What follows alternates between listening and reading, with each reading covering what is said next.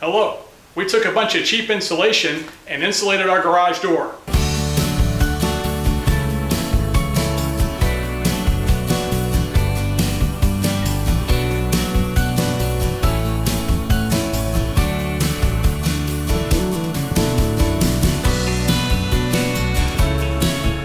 This insulation should make things cooler in here, which is good because I can't even describe to you how hot it gets in here during the summer. Flame on!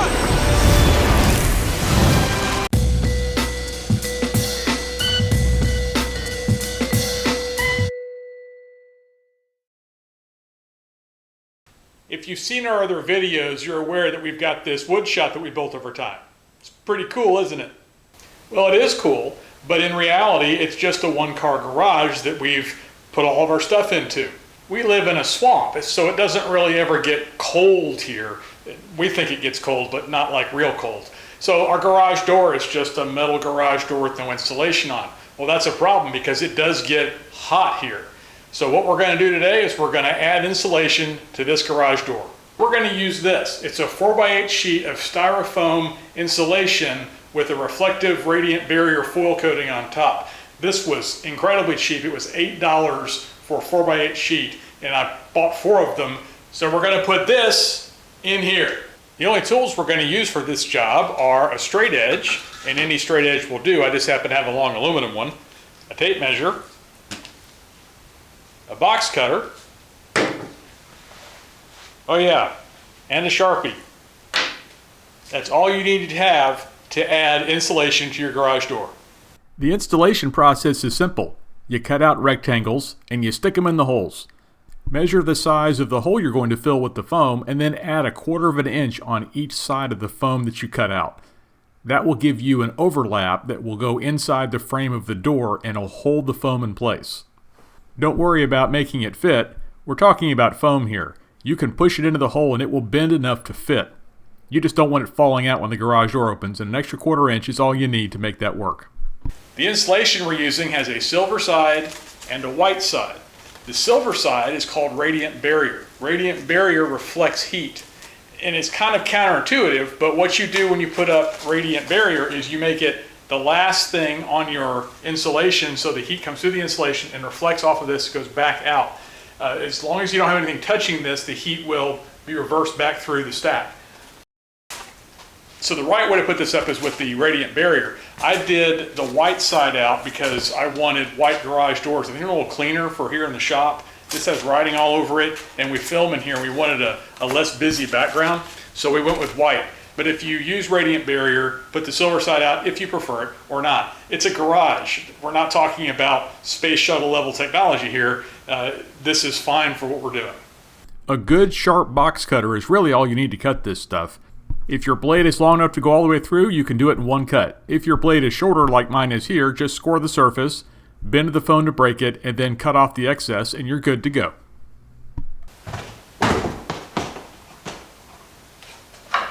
We use foam insulation in these window panels that we built earlier that block our windows. The afternoon sun comes through these 2 windows in the side of the garage and it turns into a solar collector. Well, by putting these insulated panels in, that's cut the heat a lot. And it also allows us to come here and film at night without blasting our neighbors with all this light we've got in here. Installing the foam is just a brute force operation. Fit it into the hole and then force the edges in. It'll bend enough to work and it'll stay there with that adhesive. And this foam is light enough that your garage door really isn't going to care about the extra load. It really doesn't weigh very much at all. Remember that most garage doors are modular, so if you have pieces like this crossbeam that are in your way, go ahead and take them off so that you can install the foam. You can screw it back in later. Just don't open and close your garage door when you've got it in a weakened state like this. That would be bad. The segments in my garage door are 1.5 inches deep. If you do this, the depth of your segments may differ, maybe shallower or deeper. Mine are 1.5 inches. The insulation panels that we're using are 3/4 inch thick. So what I'm going to do is I'm going to put 2 of these panels in each segment here so that I get a full 1.5 inches of insulation. And as you can see, when I do that, it's flush with the surface and it looks like it was built this way. It even looks that way up close, like it was supposed to be here. So I'm getting 1.5 inches of insulation by putting 2 panels in, just stacking them on top of each other. So let me show you what that looks like. In the case of my garage door, that second foam panel really fills the space and keeps everything from wiggling around. And that tight fit means there's no adhesive or tape anywhere. As a last step, make sure you put your hardware back in place so your door doesn't fall apart.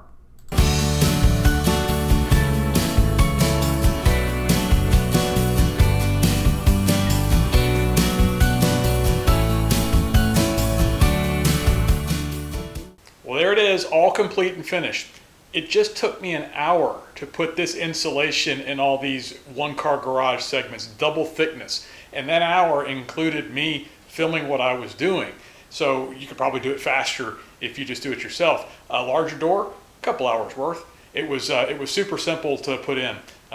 And I could tell right away that it was being effective. My neighbors had some leaf blowers going in their yard, and as I was putting the panels up, the noise got less and less, even though the leaf blowers were moving over towards my yard. They weren't terribly close, but they were still close enough that the insulation definitely made an effect. So when you combine that with the window insulation that we have in our window panels here, it has quieted the shop down, and I'm hoping it's going to make it cooler in here in the summer and maybe a little warmer in here in the winter, so that I can expand my building times. So I can, when it's super hot outside, I'll have extra time I can work in the shop that it's not incredibly hot in here, and so forth. And when it does get cool outside, well, cool to us Southerners, that I can work out here comfortably when it's a little cooler.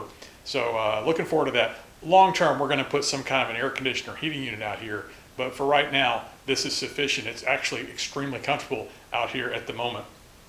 If you have an uninsulated garage door, like a lot of us do in the southern US and maybe other places, don't be afraid to do this. It was really easy. It was really cheap.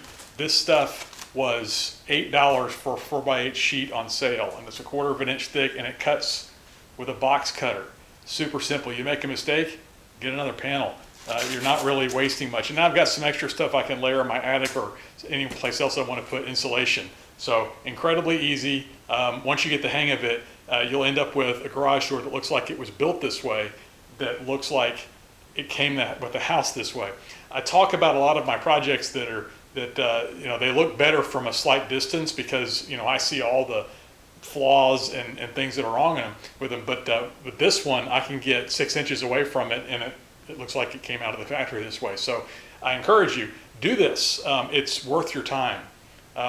Get the insulation on sale. It goes on sale periodically, and just sit around and wait until there's a sale. The hardest part of this project was hauling the insulation, the big 4x8 sheets, from the hardware store to my house, because I just have an SUV, so I had to kind of cram it in there. And that was the most difficult part of this project. So if you can get it to your house, you're 70% of the way finished. And it's a lot cheaper than getting an insulated garage door. I could have bought an insulated garage door and put it in. It would have cost a lot more than the $35 I have in this. So highly encourage you to do it. It's worth your time. It only takes an hour. It looks great. And I don't know, we're probably going to cover this with stickers or something, but I think in the future you're going to start seeing the back of the shop more in our videos because now it's pretty.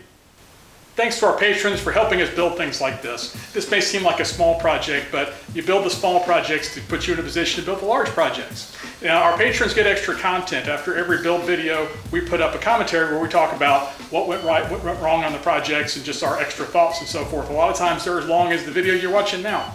We also put out every month a video that says, hey, this is what's coming in the next month. So if you want more content, you want more information on what we're doing, join us as a patron. We'd love to have you. But if not, hey, we're happy you're here. There are always more projects. So if you like what you're seeing here, whether it's our monthly shop projects like this one or our weird build projects that are all the other projects that we do, hey, join us, subscribe to the channel, ring that bell so you won't miss an update. We upload regularly. We'd love to have you as a subscriber. But that's all I have for tonight. I think I've done enough here. I'm going to go inside and relax now.